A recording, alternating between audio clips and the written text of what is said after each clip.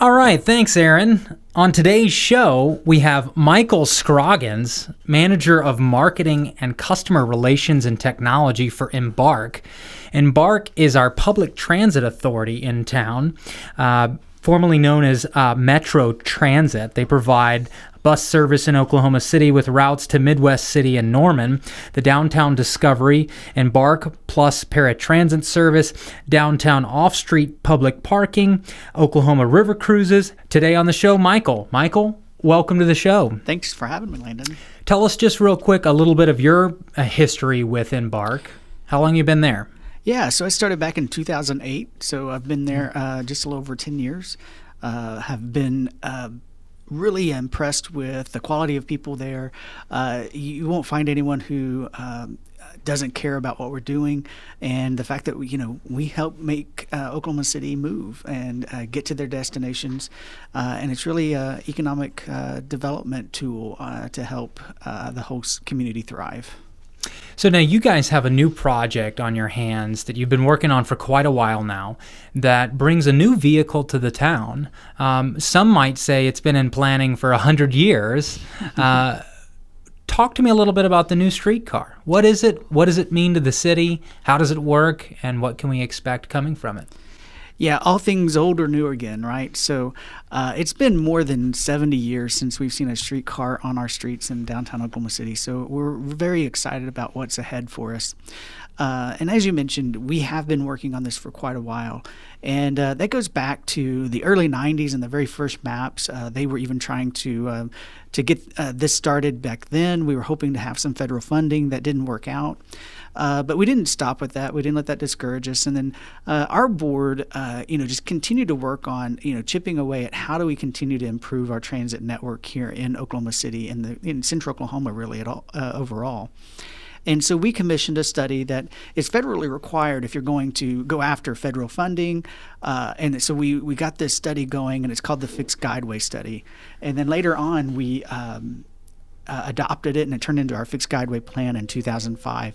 And that's what identified Oklahoma City downtown area identified that a streetcar would be an appropriate use for that type of mode and that transit mode. And so we started building from there. The city took that initiative then to figure out a way to how do we build one, how do we fund that. And so in 2009, it was presented at the MAPS 3 project list. And then the residents of Oklahoma City, they decided, it's worthy of our investment. And then so they've invested $135 million in building this network in the downtown area. And that's not a little thing to overlook, because like with anything else, that size, you could look at that as a long-term investment for sure, and it was. And what they did is they said, we're going to pay this all up front. So you think about $135 million, and we just paid cash for the system. So Very rare it's debt today. free. Yeah, sure. Exactly. So that's a big deal for a community looking at continuing to invest in itself. So we've already paid this system off. We're ready to start operating it. And that leaves us open to start thinking already, and you'll hear about it. What's next? Because we're not having to worry about making payments on it and how we're going to do that. We're just worried about making sure we got it operated, it's doing what it's supposed to do. But we're already being asked all the time, well, how do I get it to Capitol Hill? How do I get it up to the Plaza District or into Uptown? So if you've just tuned in, we're here with Michael Scroggins, Manager of Marketing and Customer Relations at Embark, our local transit authority. For those that may not understand, what is a streetcar? I mean, could you describe it to the listeners?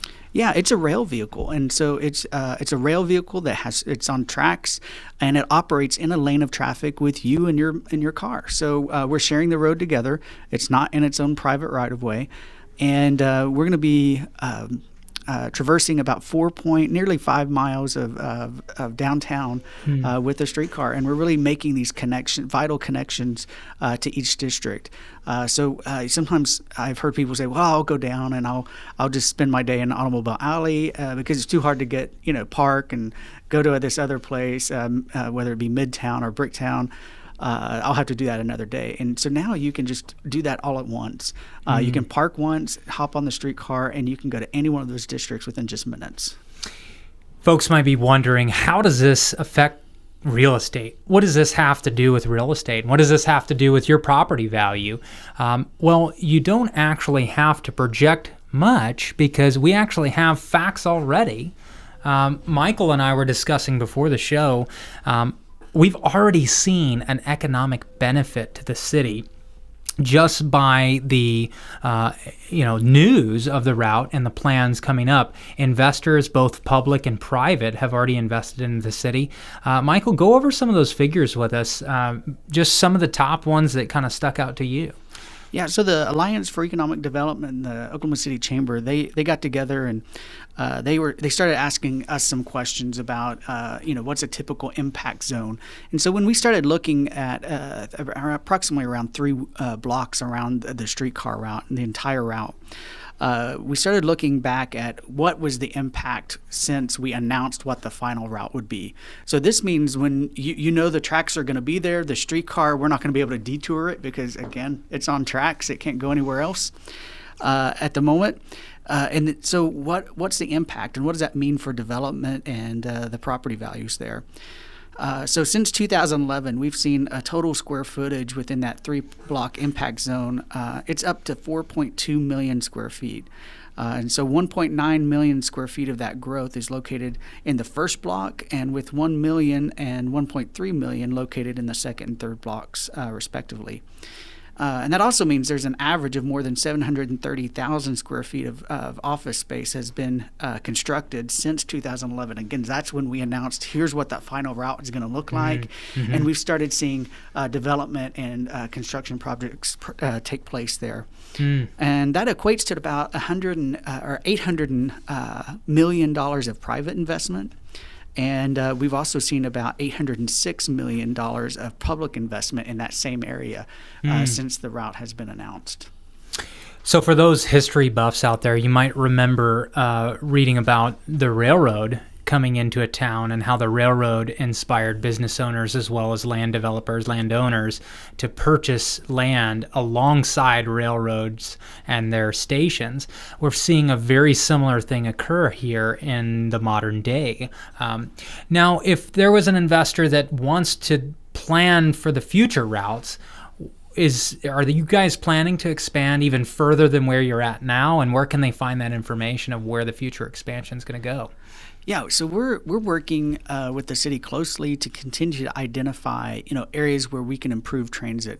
We know globally, so to speak, in Oklahoma City area, there's a lot of improvement yet to be realized. But we want to focus that. One example is we've been working really closely with a couple of groups to bring bus rapid transit to the Northwest Expressway area. And so that's basically what that is it's a bus that operates like a rail vehicle, but it has its own right of way and has its own signal prioritization. So it operates and it is as quick and as fast as a rail vehicle. So that's something good on our horizon, and that's a prime area where transit-oriented development could occur. And what we've seen nationally is that for every dollar of public transportation or investment that is made into public transportation, you see about $4 result out of that in economic development. So interesting, and that's a pretty across-the-board result for. And it's a broad stroke, obviously, when you look around the country, but where we have such great property values that have been strong and really have maintained even through some of the different bubbles that have occurred, we were impacted much less than a lot of other places. That means even more value can come when we continue to invest in these transit options, because that means you and I don't have to have that. It's about $8,000 to $9,000 a year in automobile investment if we were to create a system that allows you to give up one of the cars that you may have at your household. So we, on average, I think in the Oklahoma area, we have 2.5 to 3 cars per household. That's right, but we have parking spaces when you get there. But that may mean that you can turn around and you can build a larger facility with more office space or with more retail space that can turn a profit than to increase and add parking spaces. Sure, right? Which you're not getting any return most cases. Also, let's talk a little bit about the social and cultural impacts of public transit. When we talk about walkability, we've got folks that are coming from New York City who are selling their houses and paying cash in our market, or California as well, and they are used to being able to walk to work or walk to the park or walk to these different places. And like you said, don't even worry about the car. I think your program enables them to be able to walk there, and that would in turn create a more of a culture of communication. I mean, we don't communicate when we're at a traffic light, right? Right. But it's very conceivable to communicate with someone you're sitting next to on a train. Right. Yeah, it's there's a saying in our industry. It says, "Where public transportation goes, community grows," and it really embodies the very spirit of what public transit can do, and that's just create community, and it's about placemaking as well, and it also helps us to have a better understanding of people and the situations that they live in. We all have our own shoes and our own paths in life, and the thing is we can easily get in a rut of just knowing what's within, just right in front of us, and not really looking around to see that there might be others in need, or that there are others around you that can help you. So it's leaning on one another. But without a doubt, you'll find if you're on our buses, the people know each other. The bus operators know the people who ride every day. In fact, we've even had bus operators who, when they haven't seen an elderly person in a while, they will go out of their way on their own time, go and check on that elderly person and see why they're not riding anymore. And it's heartbreaking for them sometimes when they've learned that they've passed or are no longer using the system because of some medical reason. And then, just medical alone, we've got a really large generation ahead of us right now that they're one of the largest in history, right? That the boomer generation, and they are in retirement phase. They're if you're at the early part of the boomer, you're getting into those years where you probably may have some of your children helping take care of you, and we become a vital service for them, maintaining independence when they can't drive anymore, and maintaining their ability to go shop, do things with their friends, still go to the theater. And or it may be that you're on a critical medical trip, and that's going to your weekly dialysis. So there's a lot of things can happen. We have a gentleman that just a few years ago, he was in corporate America, just moving along in life, and then all of a sudden he had a diabetic medical emergency, and he's now blind. And so his life radically changed, and if it weren't for public transit, he wouldn't be able to really live at the same quality he's living today, and maintain some of those connections. There is a listener question I want to get to. This is Michael Timmons out of Stillwater says, and I'm bringing this up because I think it's a clear distinction of what people think public transit is. Public transit is for poor people and is unsafe. What does this mean to bring a train to the program? Are we just going to be around unsafe and potentially dangerous people if we choose to use public transit? It's a very loaded statement that he's got there, but I think that there's a lot of truth there. There's a thought that property owners would purchase along a bus route and go, ooh, maybe I don't want to purchase next to this bus stop. Or is this just a thought, or is there any truth to this? I mean, what's the crime rates on buses? I mean, is there any validity to this? Well, can you remind me of the last time you've heard? I think you're pretty well connected and stay up to date with headlines. When's the last time you saw a headline on danger, don't ride the bus? Not in Oklahoma City, I mean, it's I mean, New York subway maybe or something, yeah. Maybe even then, yeah. But how many drive-by shootings have you heard about? Sure, that's right. So or car wrecks, or car accidents, or we can make really broad statements, and I would just encourage, if I was talking with him, I'd invite him along and let's go on a trip. And I think what you'll find, and this is what we commonly hear when people try it out for the first time, they're like, it's not anything like what I thought it was going to be. It's clean. Your operators are courteous. They're very helpful. They're willing to help me. They know I'm new. They could tell. They help me out. And we even, not very long ago, we had someone who tried it for the first time, and they didn't bring enough fare with them. They thought they had it covered. And another person stepped up and paid the rest of it for them. So, Oh, wow. and they didn't know them whatsoever, and they're brand new to it all. So again, there's a sense of community, and there's certainly a stigma that goes along with it. And I think that it's one of those situations where we hope people will take a moment to really think about some of those types of statements and understand that what is the basis for that? What's the foundation for it? What foundation of truth are you actually getting that? What facts do you have that support that? And you'll Probably find the there car aren't that many. dealership. Yeah. Well, putting out the information. There's Yeah. a lot of truth in that. And in the 50s and 60s, there's a historic ad, and you can go out and find it. And they basically, the car manufacturers, they put out this ad that had on the header sign for the bus, they said, creeps and weirdos was what they put on the header sign. And so, they help start putting that picture out there. The propaganda. Sure. Yeah. And is that true of them today? No, not necessarily at all. But, there was a time where that was the effort was to, we're going to sell cars at no matter what cost, right? So just to recap, the investment within, what did we say, 3 blocks of the track? What was they get within, our range was within 3 blocks of the track? Yeah, so we've seen when you look at both public and private investment, you're at $1.6 billion since 2011.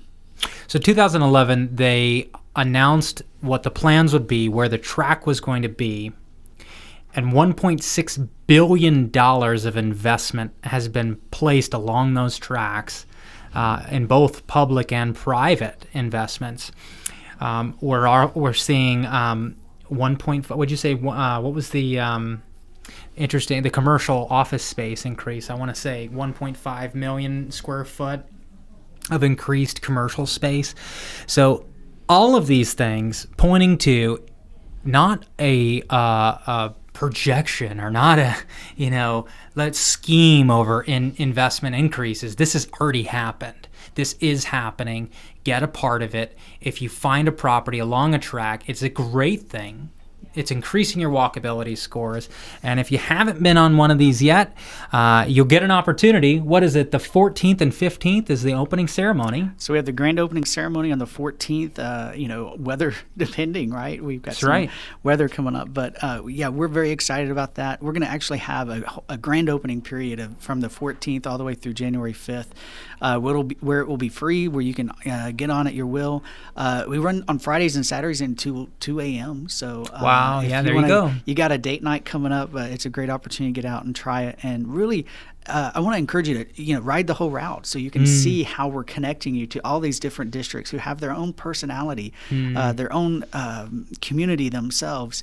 And you're going to find that there's some old housing that's there that's already being revitalized. You'll see some open land there too. So a great opportunity to get in there. And I want to mention one development that's real interesting there is there's a new restaurant concept coming up there, and it's the Collective. And they are, they built out their entire site without any parking. They're not providing any parking themselves, and they're depending on the streetcar to bring people to them. So only on-street parking around there is available, and they're so excited about it. They sponsored one of the stops. But it's that idea where, we're not going to build our business around people and cars anymore. We're going to build, a business where I can maximize profits. That means they got to put more tables in their restaurant. That's right. Than having to just limit it to what parking spaces are required. Excellent. Well, I think we've covered it all, Michael, or at least the good stuff. We're just about out of time. Is there anything you want to get out there to anybody that may be any other questions that we've got, or something that you want to put out there that Embark's got in the future, maybe something that they might not know about? Well, right now, the city is taking, and the mayor has asked for ideas about the next iteration of MAPS, so MAPS 4. And so he's got the MAPS 4 ideas out there. And I would encourage everyone to participate in that, whether you are you may not live even here, but you may work here. So get those ideas submitted and put out there. If transportation is one of those, you want to look at that and include that. And while you're doing that, keep in mind, we've already heard from our state Department of Transportation, they're telling us we can't expand I-35 anymore. We can't add more lanes. We're out of right-of-way. We don't have the space for it. And the thing is in reality, we really enjoy pretty good travel times. I mean, we're not a congested city. I mean, you go to Houston, LA, Chicago, what we consider inconvenience is maybe a 40-minute trip, where they're typically a 2-hour trip, right? Just to go a few miles. Yeah. Painful. So those are the things that are ahead. And so how you can help is get involved. We need residents obviously involved, but we also need those who are developing and who are helping shape our future as a community to look at public transportation and where existing routes already are. There's a misconception that, you can just move a bus route. But don't forget, people have decided to live along a certain route because it's convenient for them. So if we were just uproot it because you want us to come to you, we've just changed the life of someone else and the way they get around. So think about where existing routes are, and think about maybe development of where we could reuse some land and not just necessarily something on the outskirts. You mentioned New York City earlier. They're 306 square miles. Oklahoma City is 620 square miles. Wow. And we already, if you look at the total miles of service we provide, we're right around 230. So if we were in New York City and we took our existing system, hey, we got it covered pretty much, right? But not in Oklahoma City.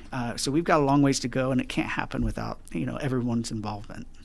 You've been listening to Michael Scroggins, Manager of Marketing, Customer Relations, and Technology at Embark, who serves an estimated 3 million riders annually. Michael, thanks for coming on the show today. Hey, it's been great. Thanks, Landon.